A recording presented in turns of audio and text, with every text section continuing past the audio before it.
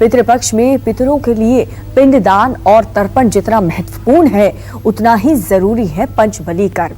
पंचबली के बिना श्राद्ध अधूरा है।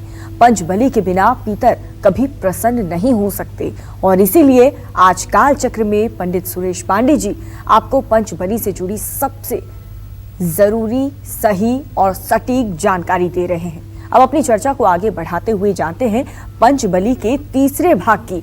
पंचबली का तीसरा भाग किसे दिया जाता है और शास्त्रों में इसका महत्व क्या है? ऐसा करने से आपको और आप पर कैसी, आपके परिवार पर कृपा बरसेगी, आइए जानते हैं। देखिए, पंचबली में जो तीसरी बलि होती है वो स्वान बलि होती है, जिसको कहते हैं कौओं की बलि दी जाती है। इसे काक बलि भी कहा जाता है। कौओं को घर की छत पर या आंगन में जमीन पर उनके लिए श्राद्ध का भोजन समर्पित किया जाता है। और आप एक बात तो जान लीजिए कि अगर आप कौवे को कुछ खाने के लिए लिए हैं और कौवे आपको दिखाई नहीं दे रहे हैं, तो आप अपने छत पर या छत के नीचे से जहाँ भी 10 बार काँव काँव कर कहिए, तुरंत कौवे आ जाएंगे और वो आपको जो आपका अन्न है श्राद्ध का वो खाएंगे। हकीकत तो ये है कि जो लोग शुद्ध सनातन धर्मी हैं, जो लोग नित्य कर्म में विश्वास करते हैं, वो लोग नित्य भोजन के पहले गाय को, भोजन के बाद में कुत्ते और कौवे को निश्चित रूप से आहार ग्रहण कराते हैं। आप विश्वास करिए कि यदि आप नित्य गाय को, कौवे को, कुत्ते को, चींटी को कुछ अंश निकाल करके भोजन का देते रहें, तो कभी धर्म, अर्थ, काम, मोक्ष, आपके इन चारों पुरुषार्थों में कोई रुकावट नहीं हो सकती है। कौवे को अतिथि का आगमन सूचक माना जाता है। अगर कौवा आपके मुड़ेर पर बैठकर काँव काँव करे और आपके ये कहने पर कि अगर कोई आ रहा है तो उड़ जाओ, और उड़ जाए, तो समझ लीजिएगा कि 2 घंटे के अंदर कोई गेस्ट आपके घर आ रहा है। और पितरों का आश्रम स्थल माना जाता है। पुराणों में कौवे को देवपुत्र माना जाता है। अरे, आपको चित्रकूट की कथा तो मालूम होगी।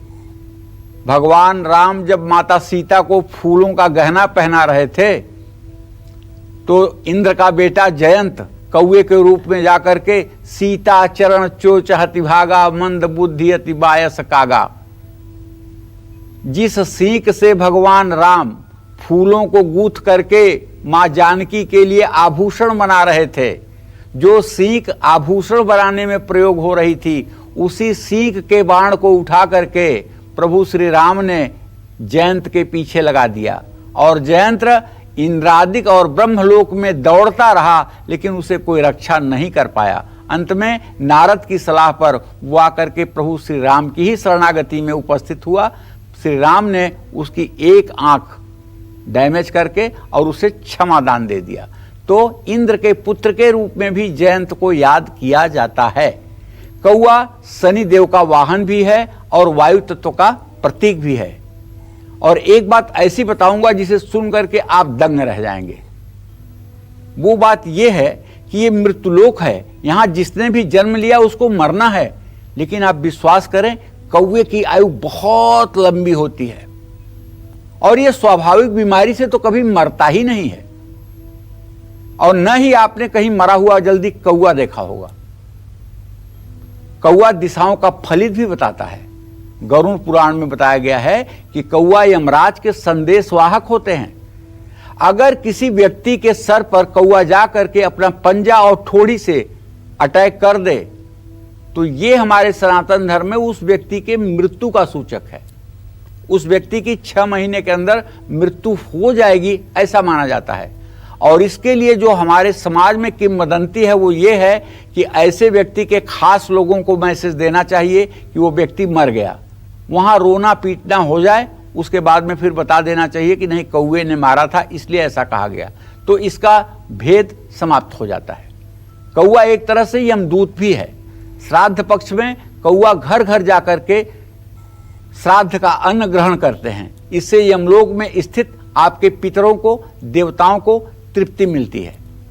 पुराणों के अनुसार कौवे ने अमृत का स्वाद चख लिया था, इसलिए इस पक्षी की कभी स्वाभाविक मृत्यु नहीं होती है। कोई बीमारी के कारण या बुढ़ापे के कारण अगर आप कहिए कि कौवा मर जाता है तो असंभव। न तो वो बुढ़ापे के कारण मरता है और न वो बीमारी के कारण मरता है। इसकी मृत्यु हर समय आकस्मिक रूप से होती है। जिस दिन किसी कौवे की मृत्यु हो जाती है उस दिन उसके समूह में रहने वाले जितने कौवे हैं, कोई भी कौवा अन्न का एक तृण भी नहीं छूता है। कौवा अकेले में कभी भी भोजन नहीं करता है। आप देख लीजिएगा, कौवे जब भी भोजन करते हैं तो समूह में भोजन करते हैं, अपने किसी साथी के साथ मिल बांट कर भोजन करते हैं। कौवे को भविष्य में घटने वाली घटनाओं का पहले ही आभास हो जाता है। कौवे को भोजन कराने से पितरदोष, राहु केतु के दोष और शनि के दोष से मुक्ति मिलती है। पितरपक्ष आ रहा है 2 तारीख से भाई, ये 2 सितंबर से पितरपक्ष शुरू होने वाला है। अगर कोई भी व्यक्ति कौवे को भोजन कराता है तो ये भोजन कौवे के माध्यम से आपके पितर ग्रहण करते हैं, इसमें संशय बिल्कुल नहीं है। और जो लोग कौवे को नित्य आहार देते हैं, भोजन देते हैं, विश्वास करिए उनके जीवन में कभी कोई संकट हो ही नहीं सकता। नमस्कार, मैं हूं मानक गुप्ता। अगर आपको हमारा ये वीडियो पसंद आया हो तो इसे लाइक और शेयर जरूर करें, और हां, हमें सब्सक्राइब और फॉलो करना ना भूलें ताकि आप देश और दुनिया की कोई खबर मिस ना करें। तो जुड़े रहिए हमारे साथ और देखते रहिए News 24।